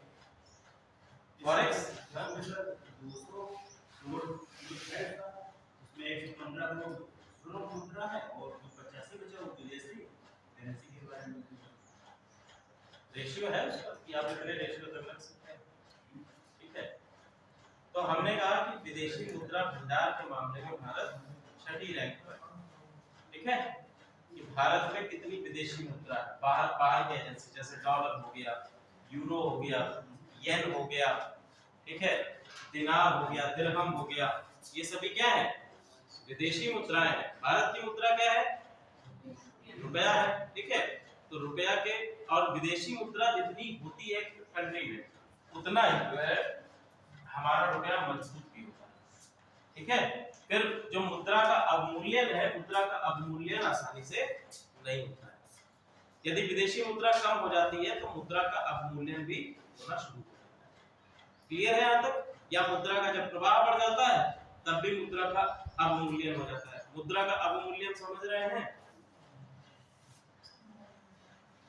डॉलर के मुकाबले रुपए का कमजोर होना, ठीक है, यही होता है मुद्रा का अवमूल्यन। क्लियर है? और जब मजबूत होगा, ठीक है, तो उसको क्या कहेंगे कि मुद्रा हमारी मजबूत हो गई। चलिए, तो विदेशी मुद्रा के मामले में भारत किस पर है? 6th रैंक पर है। बिलियन डॉलर में अगर हम बात करें तो भारत में विदेशी मुद्रा जो है वर्तमान समय में, केवल डेटा ले लीजिए 2022-23 का, 22-23 के अकॉर्डिंग के डेटा में भारत में 563 बिलियन डॉलर, 563 बिलियन डॉलर का विदेशी मुद्रा भंडार भारत में है, ठीक है। कितने का? 563 बिलियन डॉलर का विदेशी मुद्रा भंडार भारत में है। रैंकिंग का ध्यान रखिएगा कि विदेशी मुद्रा भंडार के रैंकिंग के मामले में भारत किस स्थिति में है? छठी रैंक पर है, इतना ध्यान रखिएगा। अगला लिखिए राजकोषीय घाटा। राजकोषीय घाटा जीडीपी का प्रतिशत, ब्रैकेट में जीडीपी का प्रतिशत।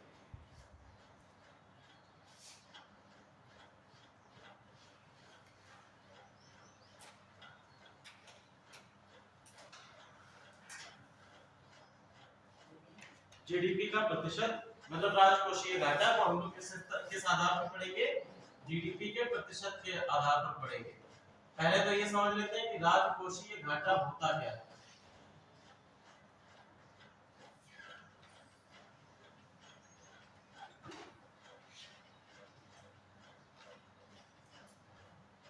राजकोषीय घाटा होता है, बताइए घाटा क्या होता है पता है? नुकसान, कमी आना। तो राजकोषीय घाटा कैसे होगा?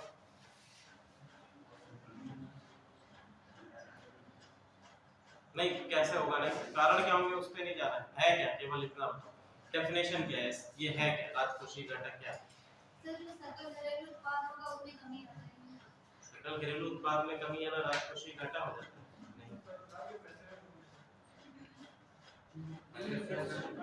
देखो सरकार ने मान लो हमने कहा कि बजट जैसे मान लो दे दिया गया कि 10 रुपए का बजट, लेकिन बजट में हम ये भी सोचते हैं, देखो बजट के दो हिस्से होते हैं, एक आपका जो स्टैटिक पोर्शन होता है बजट का और एक ऐसा पोर्शन होता है। देखो भारत सरकार के पास दो क्षेत्र हैं, एक ऐसा क्षेत्र है जिसमें सरकार को केवल पैसा लगाना है, इन्वेस्ट करना है, और एक ऐसा क्षेत्र है कि जहां आपने पैसा लगाया वहां से कमाई भी मिलेगी। ठीक है, वहां से क्या मिलेगा? कमाई भी मिलेगी। अब जैसे सरकार के हॉस्पिटल्स है, सरकारी अस्पताल है, तो सरकारी अस्पताल में सरकार क्या कर रही है? केवल और केवल पैसा लगा रही है, वहां से कमाई मिल रही है? नहीं मिल रही। ये सरकारी अस्पताल की जो फीस वगैरह आप लोग भरते हैं वो भी पैसा क्या है, घूम फिर के उसी में लग जाता है। लेकिन भारत सरकार के जो उद्योग उनसे क्या होता है? उनसे रेवेन्यू भी जनरेट होता है। ठीक है, तो बजट के दो हिस्से होते हैं, एक आपका होता है रेवेन्यू बजट, ठीक है, और एक आपका होता है रेवेन्यू राजस्व बजट होता है, एक आपका स्टैटिक पूंजीगत व्यय। ठीक है, एक आपका राजस्व व्यय के अंतर्गत आता है, एक पूंजीगत कैपिटल बजट में आ जाता है। क्लियर है? तो हमने एक बजट में कहा कि 10 रुपए आप लगाएंगे और खर्चा हो गया 12 रुपए, तो जो ये 2 रुपए एक्स्ट्रा खर्चा हो गए हैं वही हमारा क्या होता है? घाटा। क्लियर है? तो सरकार जितना कार्य करती है कि हम इतना पैसा लगाएंगे, उसमें जो घाटा निकल के आता है वही आपका, उससे जो अधिक पैसा खर्च होता है वही आपका राजकोषीय घाटे के अंतर्गत आ जाता है। क्लियर है? इसी तरह से ट्रेड डेफिसिट भी आप लोग पढ़ेंगे आगे जाके। ट्रेड डेफिसिट में क्या होता है कि आयात और निर्यात के बीच का अंतर होता है जो, उसी को हम कहते हैं ट्रेड डेफिसिट। कि भारत ने जितना आयात किया निर्यात किया उसमें जो डिफरेंस है उसका ही, उसी को क्या कहते हैं? ट्रेड डेफिसिट कहते हैं। तो बात करेंगे कि भैया राजकोषीय घाटा कितना है, डेटा लिख लीजिए 2019 से 20, 20 से 21, 21 से 22 और 22 से 23 तक का डाटा। और इसमें क्या क्या चीजें हैं? 2019 से 20 तक 4.7, 9.2, 6.7 और 6.4, ये आपका 2023-22 के लिए 6.4% का राजकोषीय घाटा हुआ है। ये हर वर्ष होगा, जब भी बजट या आर्थिक सर्वेक्षण आएगा कभी भी राजकोषीय घाटा कम नहीं होगा, मतलब कुछ ना कुछ रहेगा, थोड़ा बहुत डिक्लाइन कर सकता है लेकिन हमेशा रहेगा। सरकार कभी भी नहीं कहेगी इस वर्ष में फायदा हुआ। क्लियर है? राजकोषीय घाटा हमेशा, बस ये है कभी अधिक हो सकता है कभी कम हो सकता है। अगला लिखिए मुद्रास्फीति।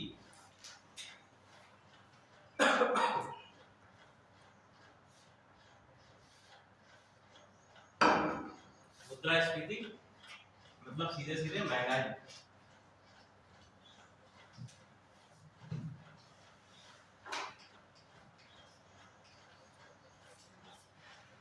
महंगाई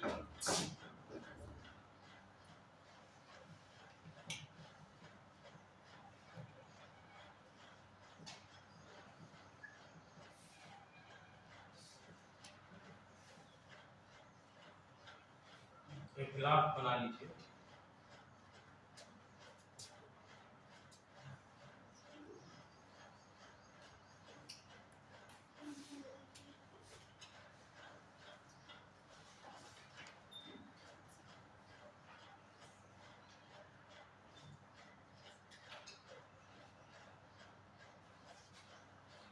आजकल प्रकाशन ही नहीं आ रही है क्लास में।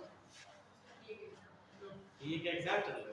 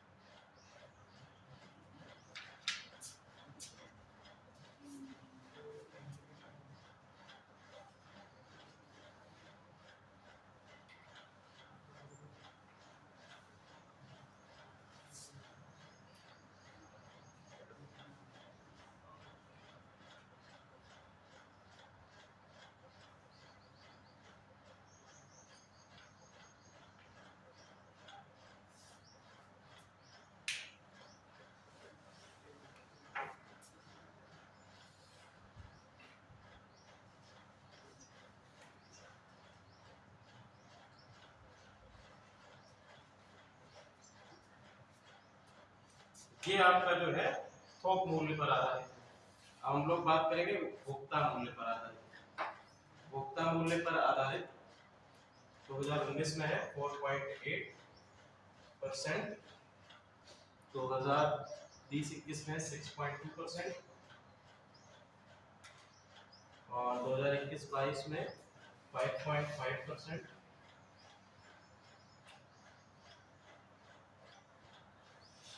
तो 2022-23 में ये रहेगा 6.8%।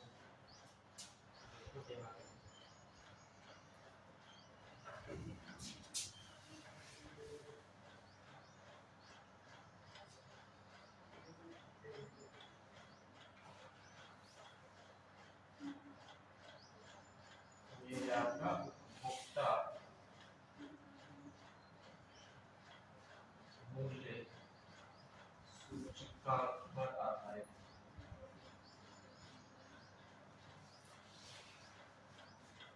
क्लियर है? तो ये आपका कंपैरिजन है मुद्रास्फीति का। तो आप सिंपल समझ सकते हैं, ठीक है। अब आप कहेंगे कि भैया थोक मूल्य पर आधारित यहाँ पर तो 13% है, उपभोक्ता मूल्य 5.5% कैसे है? या फिर हम कह सकते हैं, ये आप देख रहे होंगे कि ये एक स्थिर बना हुआ है, जबकि आपको थोक मूल्य पर क्या है, वृद्धि देखने को मिल रही है। ऐसा क्यों? What is the reason? बताओ भैया, क्या समझ पा रहे हैं इस ग्राफ को? हमने आप ये जो आप देख रहे हो उपभोक्ता मूल्य सूचकांक पर आधारित जो आपका मुद्रास्फीति है वो लगभग स्थिर बनी हुई है। मतलब एक एवरेज निकाले तो 6 के आसपास एवरेज या 5.89 के आसपास एवरेज निकलेगा जाके। तो ये आप देख रहे हैं, इसमें रीजन ये है कि सरकार महंगाई को बढ़ने पर क्या करती है, अंकुश लगाने का प्रयास करती है। और अंकुश लगाने के लिए क्या करेगी, सब्सिडीज भी प्रदान करती है, टैरिफ्स को भी कम करती है, जिससे कि मार्केट में उपभोक्ताओं को जिस रेट पे कमोडिटीज मिल रही हैं उनके प्राइसेस लगभग क्या बने रहे, स्थिर बने। थोक मूल्यों में ऐसा नहीं है। थोक मूल्यों में क्या होता है कि आपके प्राइसेस जो है वो इंक्रीज और डिक्रीज कर सकते हैं। क्लियर है? इसीलिए आप देख रहे होंगे ये लगभग जो है स्थिर बना हुआ है और ये आपका क्या है, बढ़ रहा है। जैसे आप 1.3 से लगातार छलांग देखेंगे 13% हो गया। थोक मूल्य में तो वृद्धि हो गई, लेकिन उपभोक्ता मूल्य क्या हुआ है, डाउन हुआ है। 21-22 में भारत क्या है, कोविड-19 से उभरा, प्रोडक्शन ज्यादा हुआ। 2021 में हम लोगों ने देखा कि कोविड-19 का प्रोडक्शन भी कम हो गया था, तो इस कारण से थोक मूल्य में आपकी कमी भी आई। जैसे ही आपका प्रोडक्शन स्टार्ट हुआ, अधिक प्रोडक्शन हुआ, थोक मूल्य भी बढ़ गए। लेकिन अभी भारतीय अर्थव्यवस्था पूर्ण रूप से सशक्त नहीं हुई, तो सरकार ने अपने प्रयासों के द्वारा इसको स्थिर रखने का प्रयास किया। क्लियर है? यहां तक समझ में आ गया? अब लिख लो जीडीपी वृद्धि दर। जीडीपी वृद्धि दर वास्तविक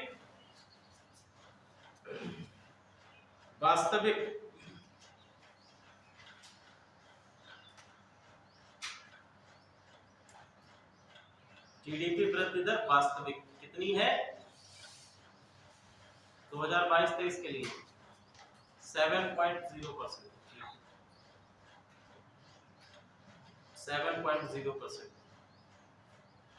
अनुमान कितना की गई थी? लास्ट ईयर जब बजट आया था तो अनुमान कितना किया गया था 23-24 के लिए? देखो अनुमान किया गया था 8.7% की ग्रोथ रेट, और आई कितनी है? 7.0% की ग्रोथ रेट आई है। ठीक है, ये आपकी वास्तविक लिखेंगे इसको। अब लिखो 2022-23 के प्रथम अग्रिम अनुमान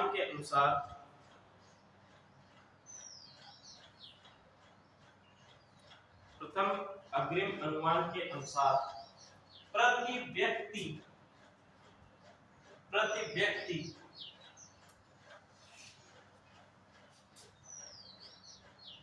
आय की वार्षिक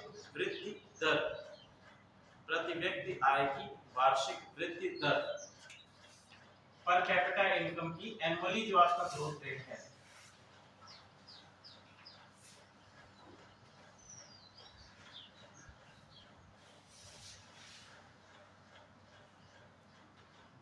वार्षिक वृद्धि दर ये आपकी है 5.5%, यानी प्रति व्यक्ति आय में 5.5% की वृद्धि हो रही है, एनुअली हो रही है। ये आपका आर्थिक सर्वेक्षण के अनुसार निकला है। कितनी प्रति व्यक्ति आय कितनी है? 1.197 नहीं है, इतनी नहीं। अच्छा आया तो आप नहीं, इतनी नहीं लिखिए, सॉरी वो ठीक है। लिखो निवल राष्ट्रीय आय, नेट नेशनल इनकम,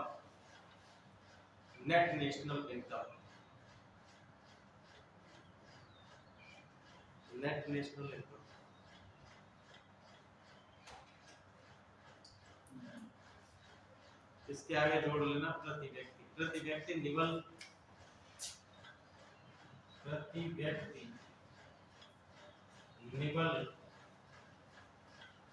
राष्ट्रीय आय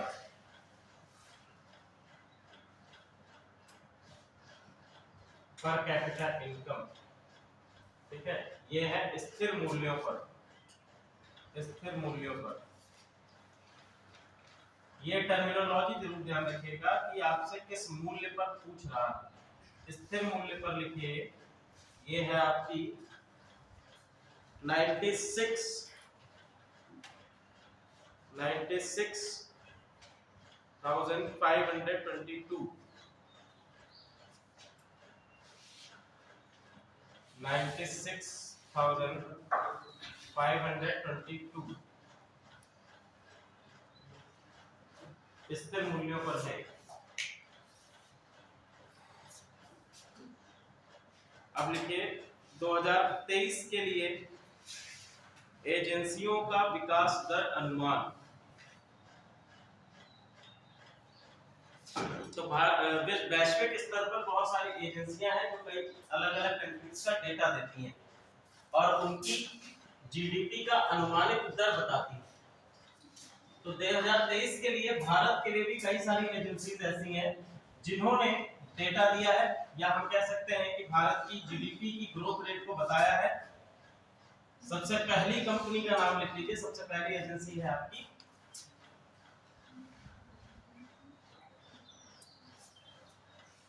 S&P। S&P अमेरिकन कंपनी है ये। इन्होंने भारत की जो ग्रोथ रेट है उसको सबसे अधिक बताया है। ये वो कंपनी है जिसने सबसे अधिक बताया है 7.3%, 7.3%। ठीक है। इसके बाद दूसरी आपकी एजेंसी है ADB, Asian development bank. Asian development bank दूसरी आपकी एजेंसी है। इन्होंने 7.0 बताई, 7.0। फिर है आपकी मूडीज, इन्होंने भी 7.0 बताई। इन एजेंसियों के नाम बहुत इंपॉर्टेंट है, ये आपसे पूछे जाते हैं और ये अभी तो पढ़ाने का टाइम नहीं है, लेकिन इनके द्वारा अलग अलग जो है और भी कई सारी रिपोर्ट्स जारी की जाती हैं। मूडीज वगैरह है और आपकी S&P क्रेडिट रेटिंग कंपनीज है, ये जारी करती है, समय समय पर रिपोर्ट्स जारी करती है और आपका आर्थिक किसी अलग अलग राष्ट्रों की, अलग अलग देशों की आर्थिक परिकल्पना को भी जारी करती है। मूडीज के बाद देखिए गोल्डन सैश, गोल्डन सैश और फिंच, एरन फिंच नहीं, एरन फिंच भी नहीं पता होगा। एरन फिंच को जानते हो?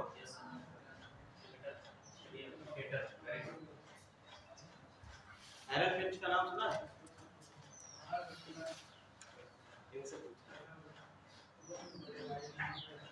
चलिए,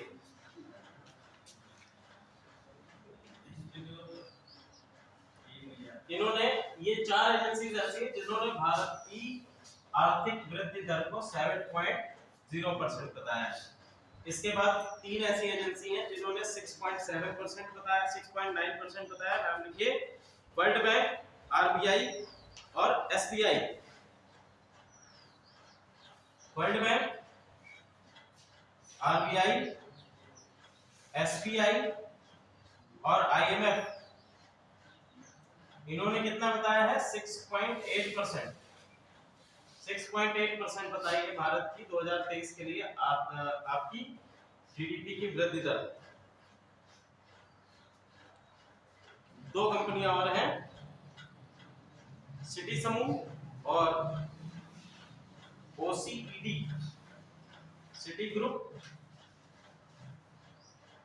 और OCED।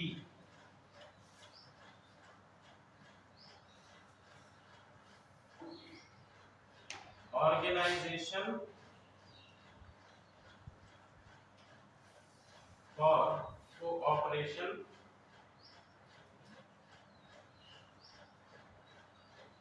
एंड इकोनॉमिक डेवलपमेंट, इसकी फुल फॉर्म है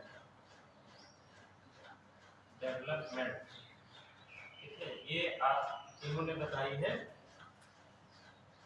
6.7%।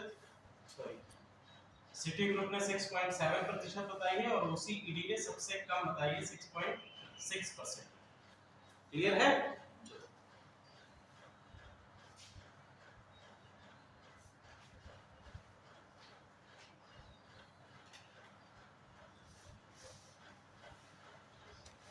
अब हम लोग बात करते हैं, लिखिए खाद्यान्न उत्पादन।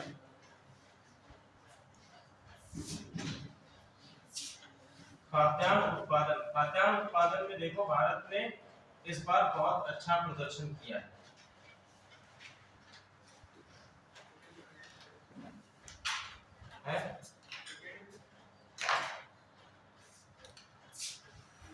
खाद्यान्न उत्पादन, खाद्यान्न, ठीक है, लिखो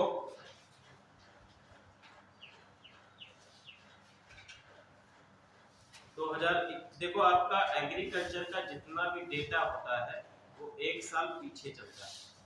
ठीक है, तो अगर हम 2022-23 में बात कर रहे हैं, 2023 में बैठे हुए हैं, तो जो खाद्यान्न उत्पादन का डेटा आपको मिलेगा वो आपको मिलेगा 2020-21 का। 2022 में कितना उत्पादन हुआ वो आपको मिलेगा जाके 2024 में। ठीक है, यहाँ पर आपको 21-22 का रहेगा, 21-22 का रहेगा। ठीक है, और 21-22 में लिखिए 315.7 मिलियन टन, 2007 मिलियन टन का खाद्यान्न उत्पादन है भारत में। 315.7 का खाद्यान्न उत्पादन है। पिछले वर्ष की अपेक्षा में तुलना करें तो पिछले वर्ष में 315.7 मिलियन टन, 2021-22 से तुलना करें तो इसमें आपका है 310.2 मिलियन टन। क्या? अच्छा, अरे भावना नहीं है, प्रिंटिंग है। 310.2 मिलियन टन ये आपका है। तो लगभग 5.7 मिलियन टन का हम लोगों ने ग्रोथ किया है। 5.7 मिलियन टन का ग्रोथ है। अब इसको हम लोग राज्यवार थोड़ा सा पढ़ लेते हैं कि कौन से राज्य जो है वो खाद्यान्न उत्पादन में किस किस स्तर पे। सबसे पहले खाद्यान्न का नाम डालिए चावल। चावल देखो कितना उत्पादन किसने किया है, उतना हम लोग नहीं जाएंगे अंदर, मतलब नंबर्स नहीं बताएंगे। कौन से प्रमुख स्टेट्स है जो सबसे ऊपर है। चावल में अग्रणी स्थान पर है पश्चिम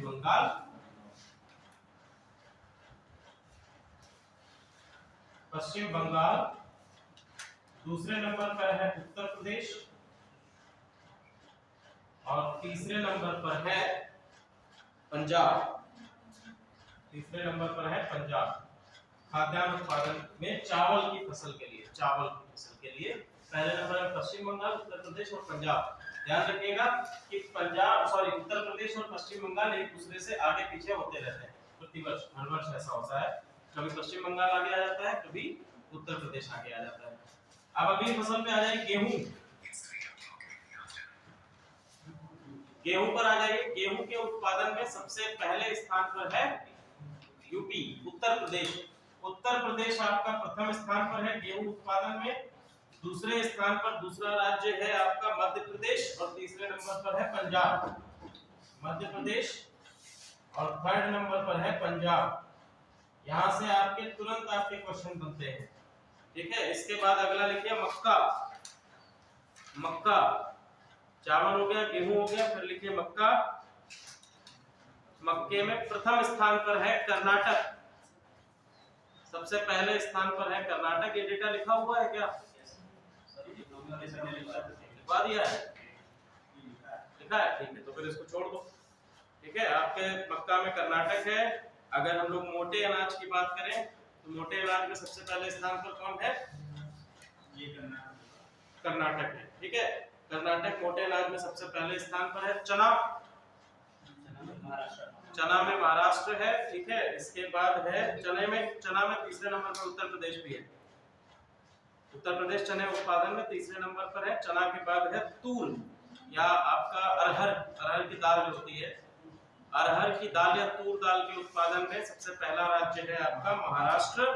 और इसके बाद अगर सभी दालों को जोड़ लें तो कौन है सबसे पहले नंबर पे? ठीक है, वेरी गुड, एमपी सबसे पहले नंबर पर है। खाद्यान्न सभी जितने भी आपके मोटे अनाज खाद्यान्न सबको जोड़ लें तो आपका सबसे पहले नंबर पे कौन है? उत्तर प्रदेश। ठीक है, खाद्यान्न में अगर हम जोड़े सभी खाद्यान्नों का जोड़ निकालें तो हमारा सबसे पहले नंबर पर है उत्तर प्रदेश। सोयाबीन उत्पादन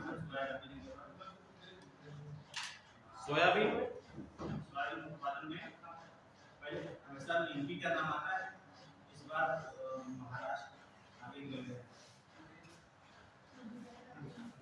तो क्या करें?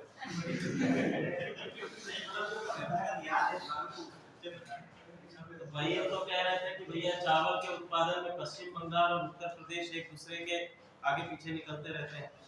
सोयाबीन के उत्पादन में भी ऐसा शुरू के दिमाग में ऐसा है कि सोयाबीन के मामले में हाँ कि एक ही राज्य है वो रहता था, लेकिन अभी क्या हुआ है, महाराष्ट्र आगे निकल गया। क्लियर है? तो ये तो आप लोगों ने लिखा ही है। और थोड़ा सा ही डिफरेंस है उत्पादन में। महाराष्ट्र का है 5.47 और इधर साइड में अगर चले आए आपके मध्य प्रदेश में तो 5.39 है। 5.47 और 5.39 इतना ही अंतर है केवल। ये मध्य प्रदेश का उत्पादन है सोयाबीन का और ये आपका महाराष्ट्र का उत्पादन है। अगले साल हो सकता है कि मध्य प्रदेश फिर पछाड़ दे। ठीक है, थोड़ा ही तो डिफरेंस है। तिलहन लिखा है, गन्ना भी लिखा होगा, ये तो सब आप लोग लिख ही लिया होगा।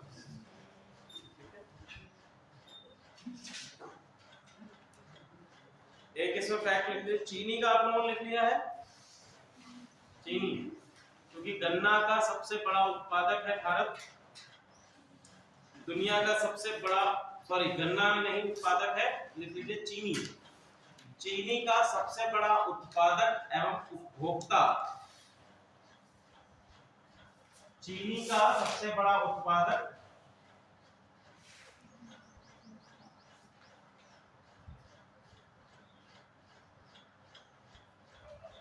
एवं उपभोक्ता।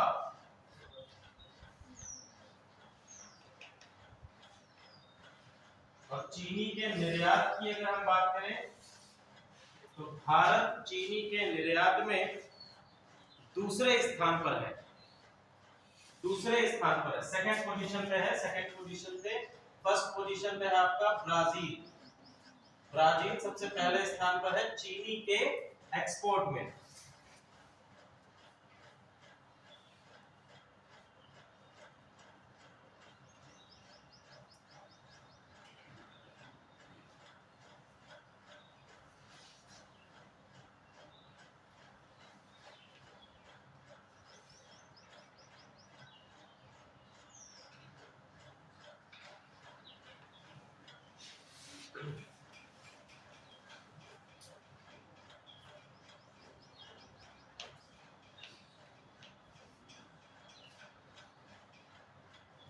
अब अगला टॉपिक क्या है, भारत के विदेशी व्यापार के प्रमुख भागीदार देश। भारत के विदेशी व्यापार के प्रमुख भागीदार देश।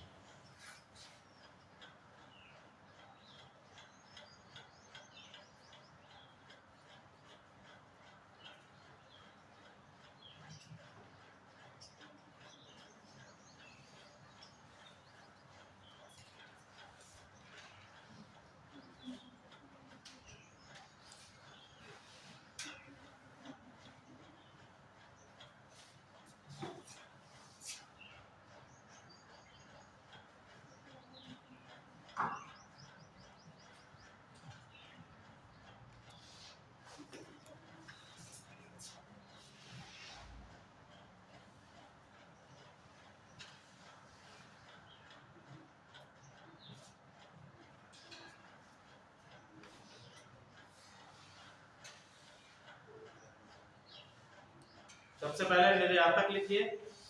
भारत से निर्यात के प्रमुख गंतव्य, हाँ निर्यातक केवल लिखो कि भारत जहां जिन देशों में अपना निर्यात करता है। सबसे पहले नंबर पर है USA. USA, USA, UAE, Netherland, UAE, Netherlands,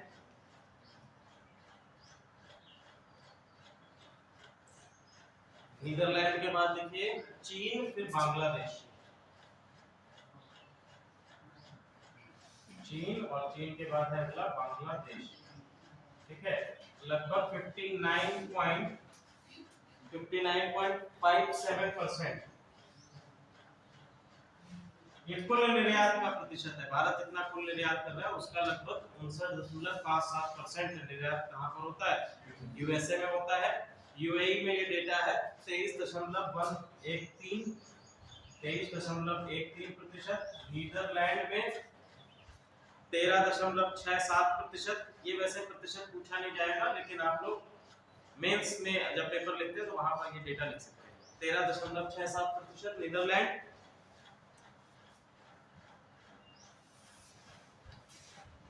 11.0% और यहाँ पर है 8.77%।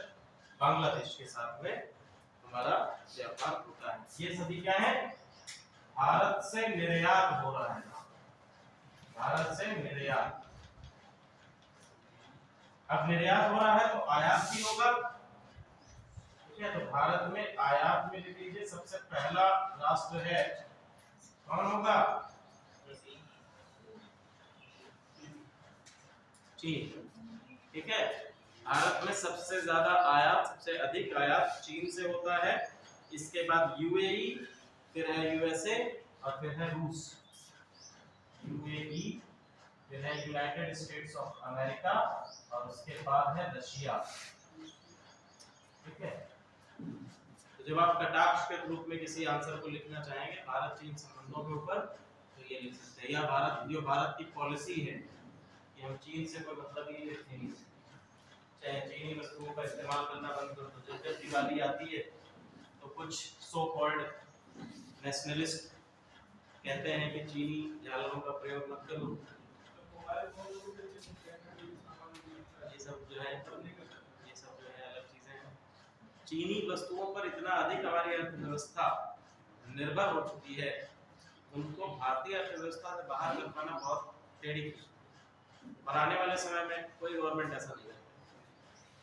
चलो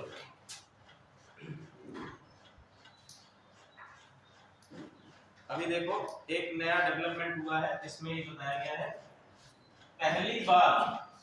पहली बार किसी प्राथमिक क्षेत्र की वस्तु, या हम कह सकते हैं कमोडिटी,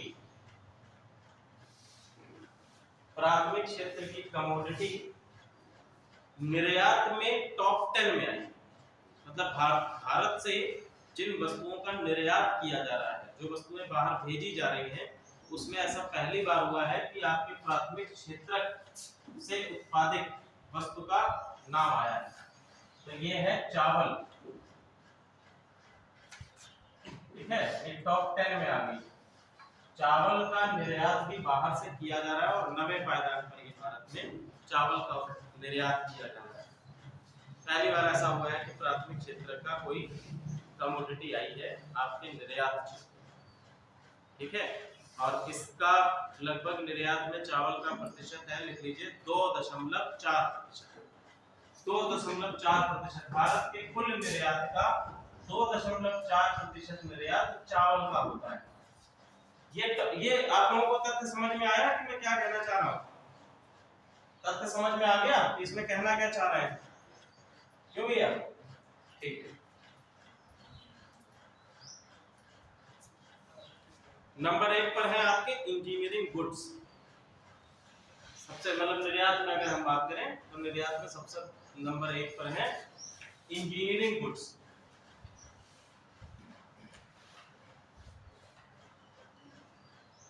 नंबर 2 पर है आपके पेट्रोलियम उत्पाद।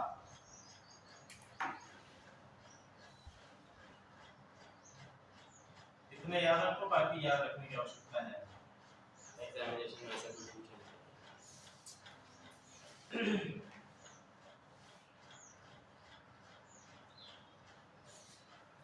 एक और लिख लीजिए, तो एक और इसमें है भारत सबसे बड़ा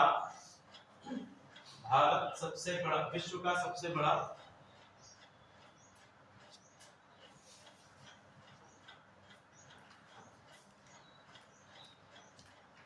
प्रेषित रकम प्राप्तकर्ता बन चुका है।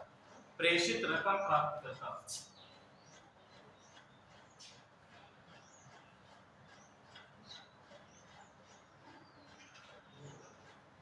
प्रेषित रकम प्राप्त करता है, यानी बाहर से आने वाली आय के मामले में भारत जो है फर्स्ट नंबर पर।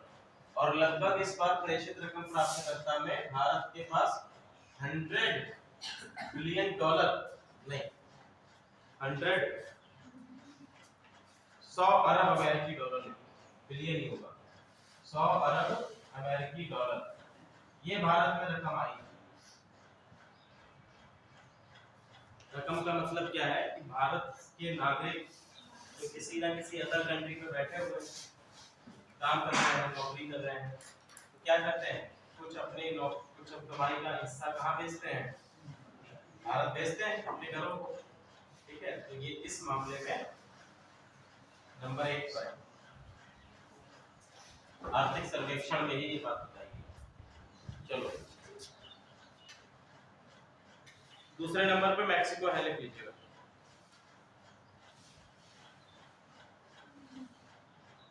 सेवा क्षेत्र के निर्यातक में भारत का स्थान, सेवा क्षेत्र के निर्यात में भारत का स्थान कौन सा है, 7वां, 7th पोजीशन है सेवा क्षेत्र के निर्यात में, या कह सकते हैं एक्सपोर्ट ऑफ सर्विस सेक्टर, सेवा क्षेत्र के निर्यात में 7वां।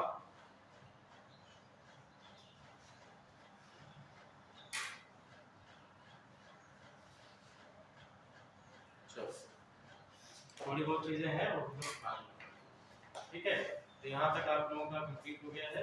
बाकी जो चीजें हैं बची कुछ आप लोगों ने खाद्यान्न वगैरह डेटा आप लोगों का लिखा ही होगा। ठीक है, वहां से कर लीजिएगा, एक तरफ आ जाओ सभी लोग।